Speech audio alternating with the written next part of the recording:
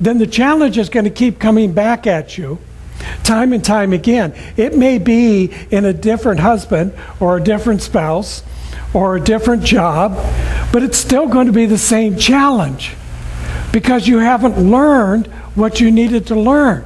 Once you do that, you're done with it. And you know you're done with it because what is left is change, and you get to make the choice of where, how, and what is going to change. What do I need to change once I've learned what it is that I need to learn from this challenge? And as I change it, then I don't go through that experience again. And I find myself in this place that I am more in the joy, more in the love, more in the good that is in the potential, because that is all that God knows. God only knows good. And that ability that in the one mind, it is able to see the entire picture, everything, throughout eternity. And so it knows that there is only one destination, and that everyone arrives at that same destination, and that destination is only good.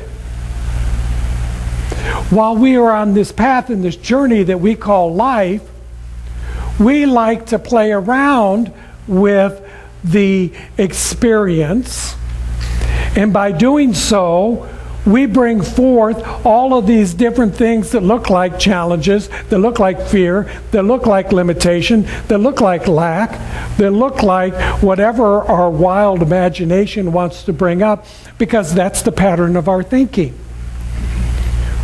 We become conditioned into having a pattern of thinking that begins to create the experience of our life.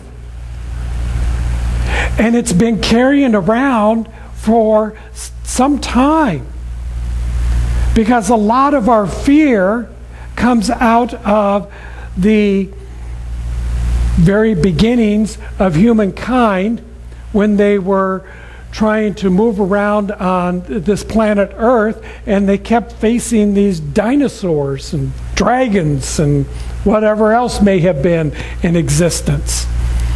And so we learned in our basic DNA that, we could, out of fear, we could fight or flee.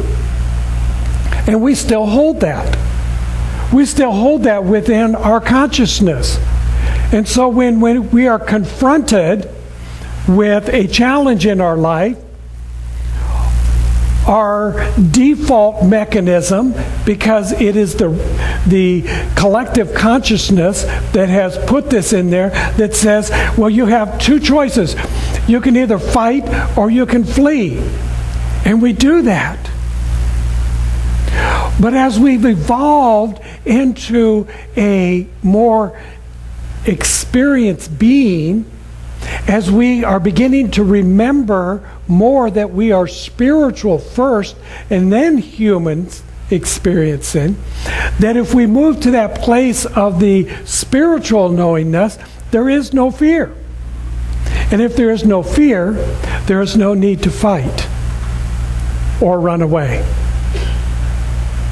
That we can be present in the knowingness that all is good. That we will all arrive at the same destination in our own time, in our own place. In the reading that we're looking at today, Ernest Holmes says this, that everything is in divine right order, that it will arrive in its own time, in its own place, exactly as it needs to be. For you cannot deny spirit when it has an idea. That is the creative process. Science of Mind is based on this premise, that there is a creative process. Call it God, call it creative intelligence, call it the one mind, call it Allah, whatever you choose to call it. It is the oneness and the wholeness of everything that is. And that's where we begin. If we do not have a conviction that there is a power greater than me, a power greater than you, a power greater than all of us put together, that is somehow behind, that is the first cause, that is the creator of all things. If we do not have a conviction that that is there, that that is the potential, the driving force, the one mind, then we will run rampant in our wild imagination, creating all sorts of dinosaurs and dragons and fears and lacks and limitations in order to prove something, because that's what we need to do. We need to prove something.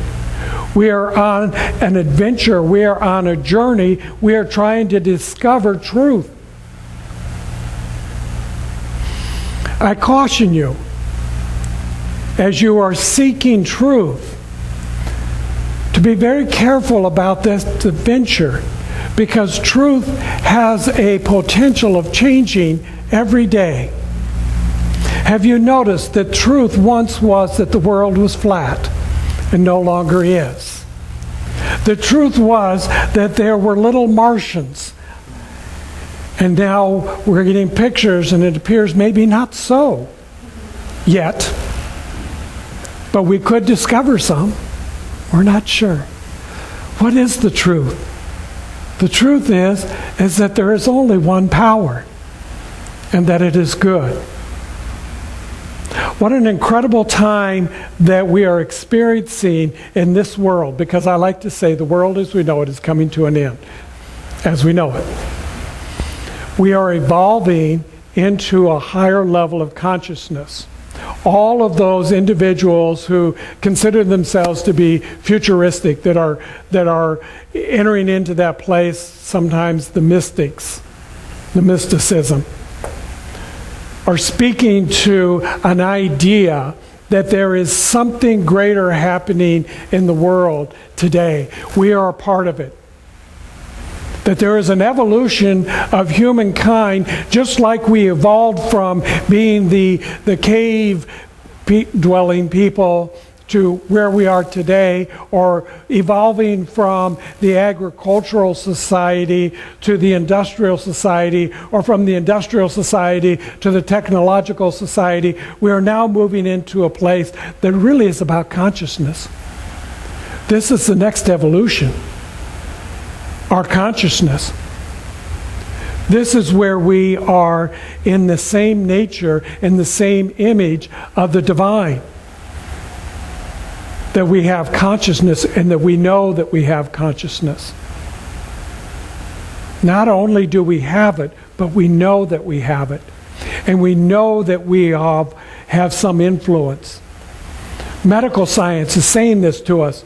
The doctors will tell us that, you know what, the way you are thinking, your pattern of thinking will affect your health. Many of us have heard this. And there's been studies that have indicated this, that the way people are thinking shows up in their physical being as to whether or not they are feeling healthy or they are feeling, something less than. And they can correlate that to their thinking.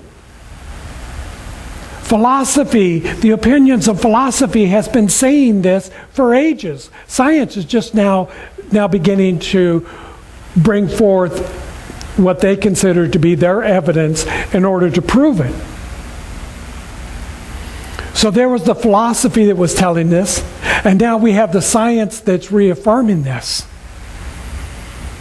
And then there's the religion, however you want to look at that.